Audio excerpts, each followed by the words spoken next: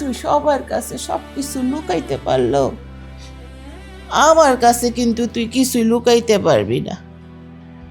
তোর আমি পেটে না ধরলে কি হয়েছে, আমি তোর মা তো। আমি কিন্তু সব সময় তোরে আমার নিজের সন্তানের মতন করেই পালছি, তুই আমার সন্তান। মা, আমি যে তোমার নিজের সন্তান না, এই কথা তুমি আমারে কেন জানাইছিলা? যদি তুমি আমারে না বলতা, আমি তো কোনোদিন গুনাহ করে জানতে পারতাম না যে আমি তোমার নিজের সন্তান না। পৃথিবীর কোনো মানুষ কোনোদিন জানতে পারতো না যে আমি তোমার দত্তক নেওয়া সন্তান।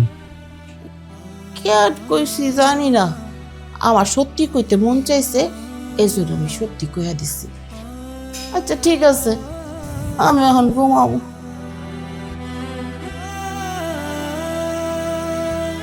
তোমার এই কঠিন সত্যটা যদি আমি না জানতাম, তাহলে আজকে আমাকে এত কষ্ট পেতে হতো না মা।